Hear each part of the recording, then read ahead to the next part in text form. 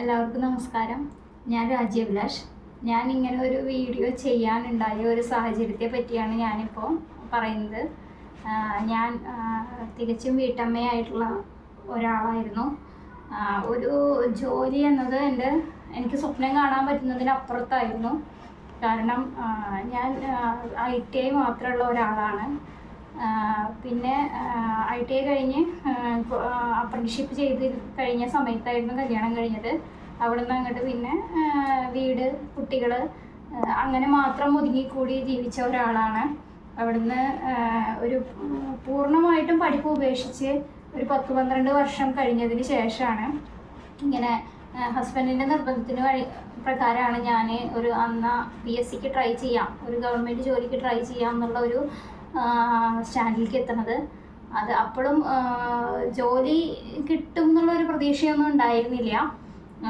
Just try ചെയ്യാം, വെറുതെ വീട്ടിലിരുന്ന് ബോറടിക്കണം, മക്കളിപ്പോൾ പഠിക്കാൻ പോകാറായി തുടങ്ങി, അപ്പോൾ വെറുതെ വീട്ടിലിരുന്ന് സമയം കളയണ്ട എന്നുള്ള ഒരു ചിന്തയിലൂടെ അന്ന് ശരി പോയി വരാം എന്ന് മാത്രമേ ഉണ്ടായിരുന്നുള്ളൂ.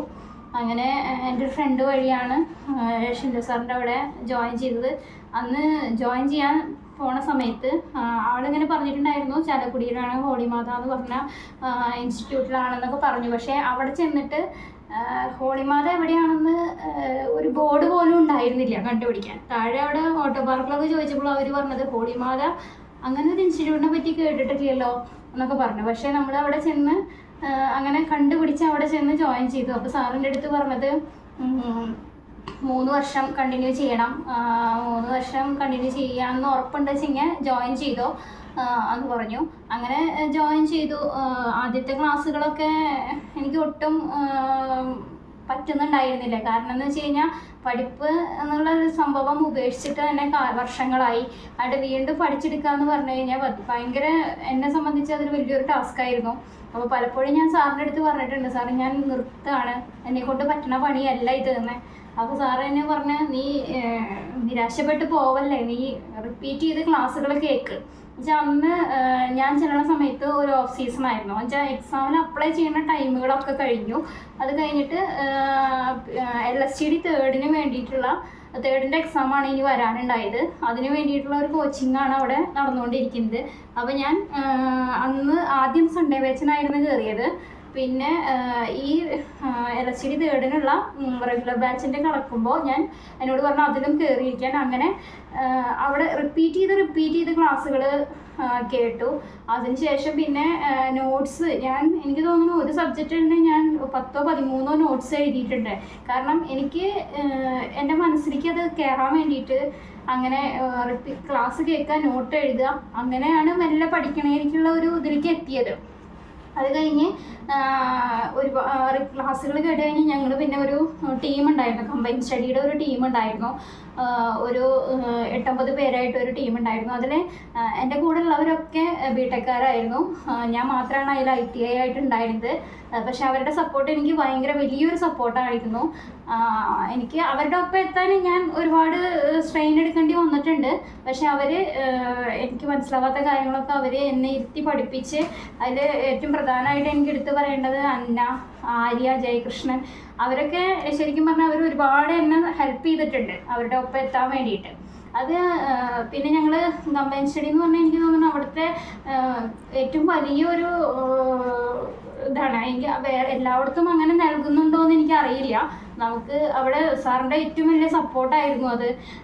കമ്പൈൻ സ്റ്റഡി സാർ എപ്പോഴും വന്ന് നമ്മളെ ഇങ്ങനെ മോട്ടിവേറ്റ് ചെയ്തുകൊണ്ടിരിക്കും. വെച്ചാൽ നമുക്ക് ക്ലാസ്സിൽ കയറുന്നിടത്ത് മാത്രമല്ല, കമ്പൈൻ സ്റ്റഡി ടീമിനെയും ഓരോ ടീമിനെയും സാറ് അത് നിരീക്ഷിക്കുന്നുണ്ടായിരുന്നു. അവർക്ക് വേണ്ട കാര്യങ്ങളും നിർദ്ദേശങ്ങളും ഒക്കെ അപ്പം തന്നെ കൊടുക്കുന്നുണ്ടായിരുന്നു.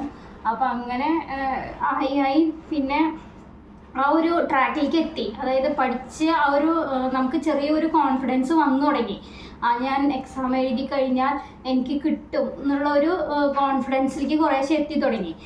അപ്പോൾ നമ്മളവിടെ എല്ലാ വീക്കെൻഡിലും നമുക്ക് എക്സാം ഉണ്ടായിരുന്നു. അപ്പോൾ ആ എക്സാമുകൾ അറ്റൻഡ് ചെയ്യുമ്പോൾ ഇങ്ങനെ ഓരോ മാർക്ക് നമുക്ക് വിലയിരുത്തുമല്ലോ സാർ. ഇപ്പോൾ ഇങ്ങനെ വിലയിരുത്തുമ്പോൾ പറയും രജനി ഈ ലെവലിൽ തന്നെ മൂവ് ചെയ്യണം, ഇപ്പോൾ വീക്കായ ഭാഗങ്ങൾ ഇതാണ്, അവിടെ നീ കുറച്ചും കൂടെ ശ്രദ്ധിക്കണം, അങ്ങനെയുള്ള കാര്യങ്ങളൊക്കെ അപ്പോൾ തന്നെ സാറിൻ്റെ ഭാഗത്തു നിന്നുള്ള അഡ്വൈസ് നമുക്ക് ഉണ്ടാവാറുണ്ട്. അപ്പോൾ അതേപോലെ സാറ് പറയുന്ന അതേപോലെ മാത്രമാണ് ഞാൻ പഠിച്ചിട്ടുള്ളൂ. അങ്ങനെ പഠിച്ച് 2018 മറ്റേ തേർഡ് ഗ്രേഡ് ഓവർസിയറിൻ്റെ PWD ഇറിഗേഷൻ വിളിച്ചു. ആ സമയത്ത് എനിക്ക് തോന്നുന്നു ഞങ്ങൾ ഒരു 9 മണി തുടങ്ങി ഒരു 5:30-6 മണി വരെ ഞങ്ങൾ ഇൻസ്റ്റിറ്റ്യൂട്ടിൽ ഇരുന്ന് കമ്പൈൻ സ്റ്റഡി ചെയ്യാറുണ്ടായിരുന്നു. അവിടെ അങ്ങനെ ഒരു ഇത്ര മണി വരെ അങ്ങനെ ഒരു ടൈം ലിമിറ്റ് ഒന്നും ഉണ്ടായിരുന്നില്ല. വൈകിട്ട് ഇരുന്ന് പഠിക്കുന്ന പിള്ളേരുണ്ട്. അപ്പം നമുക്ക് കംഫർട്ടായ ഒരു ടൈം എടുത്തിട്ട് നമ്മൾ പഠിക്കുക. അപ്പോൾ ആ സമയമായപ്പോഴേക്കും നമ്മൾ പൂർണ്ണമായിട്ടും പഠിക്കും. ബാക്കി എല്ലാ കാര്യങ്ങളും ഉപേക്ഷിച്ചു. എന്നെ സംബന്ധിച്ച് ഇത് വലിയൊരു ടാസ്ക് ആണല്ലോ. കാരണം എനിക്ക് നമ്മുടെ കൂടെ കോമ്പറ്റേറ്റ് ചെയ്യുന്നത് ബിടെക്കും എംടെക്കും കഴിഞ്ഞ ആൾക്കാരാണ്.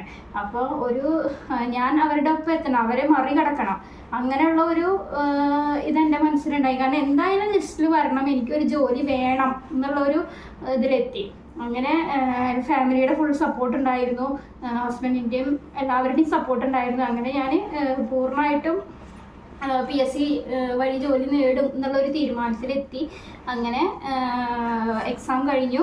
2019 എക്സാം കഴിഞ്ഞു. എക്സാം കഴിഞ്ഞ് നമ്മൾ PSCയുടെ ആൻസർ കീ വന്നപ്പോൾ ഭയങ്കര സന്തോഷമായിരുന്നു. കാരണം ഞാൻ പ്രതീക്ഷിച്ച നല്ല കാൽക്കുലേറ്റ് ചെയ്തപ്പോൾ തന്നെ അത്യാവശ്യം നല്ല മാർക്ക് ഉണ്ടായിരുന്നു.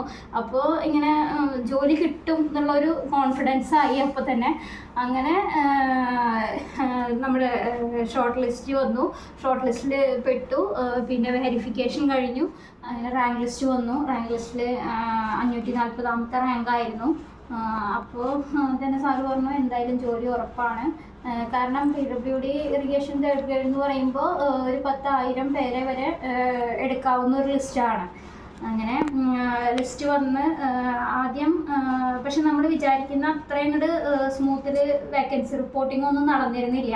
അങ്ങനെ വല്ല ലിസ്റ്റിൻ്റെ വർക്കിന് വേണ്ടിയിട്ട് ഇറങ്ങി. അതിനും പ്രചോദനം തന്നത് ഷിൻഡോ സാർ തന്നെയാണ്. അങ്ങനെ നമ്മൾ തിരുവനന്തപുരത്ത് പോയി വേക്കൻസി റിപ്പോർട്ട് ചെയ്യുക, PSCയിലേക്ക് വേക്കൻസി റിപ്പോർട്ട് ചെയ്യുക, വരുന്ന അഡ്വൈസിന് കാലതാമസം ഇല്ലാതെ അപ്പോയിൻമെൻറ്റ് അയപ്പിക്കുക, അങ്ങനെയുള്ള കാര്യങ്ങൾക്കൊക്കെ ലിസ്റ്റിന് വേണ്ടി വർക്ക് ചെയ്യാൻ ലിസ്റ്റിൻ്റെ പുറകിൽ തന്നെ ഉണ്ടായിരുന്നു. ഇപ്പോൾ ഞാൻ ഇറിഗേഷൻ സെക്ഷൻ അങ്കമാലിയിൽ തേർഡ് ഗ്രേഡ് ഓവർസിയറായിട്ട് വർക്ക് ചെയ്യുകയാണ്. ഒരു ഗവൺമെൻറ് ജോലി എന്നത് എനിക്ക് സ്വപ്നം കാണാവുന്നതിലപ്പുറത്തുള്ള ഒരു കാര്യമായിരുന്നു. പക്ഷേ ആ സ്വപ്നം ഞാൻ ഇന്ന് നിറവേറ്റി.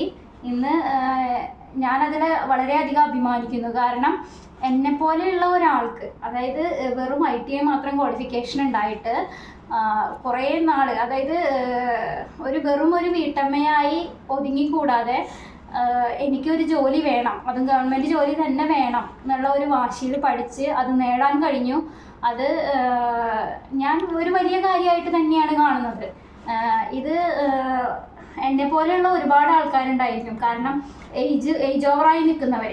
കാരണം PSCക്ക് ഒരു ടൈം ലിമിറ്റ് ഉണ്ടല്ലോ, ആ ഒരു ലിമിറ്റിൽ എത്താറായിട്ട് നിൽക്കുന്ന ആൾക്കാരുണ്ടായിരിക്കും. കാരണം ഇനിയൊരു ചാൻസ് എക്സാം എഴുതിയെടുക്കുക എന്ന് പറഞ്ഞാൽ ഇനിയൊരു ചാൻസ് ഇല്ലാത്തതായിട്ടുള്ള ആൾക്കാർ. അങ്ങനെ ഒരു ലാസ്റ്റ് ചാൻസിലാണ് ഞാൻ പഠിക്കാനായിട്ട് ഇറങ്ങിയത്. ആ ചാൻസിൽ ഞാനത് നേടിയെടുക്കുകയും ചെയ്തു. അത് എൻ്റെ അതേ സാഹചര്യത്തിലുള്ള ഒരുപാട് ആൾക്കാരുണ്ടായിരിക്കും. അവർക്ക് ഇപ്പം എന്നെക്കൊണ്ട് ഇത്ര നേടാൻ കഴിഞ്ഞു വെച്ചെങ്കിൽ നിങ്ങൾക്ക് ഇതിലും കൂടുതൽ നേടാൻ കഴിയും. തീർച്ചയായിട്ടും നിങ്ങൾ ശ്രമിക്കാം. നിങ്ങൾക്ക് എന്തായാലും ഒരു ജോലി കിട്ടും, ഉറപ്പാണ്.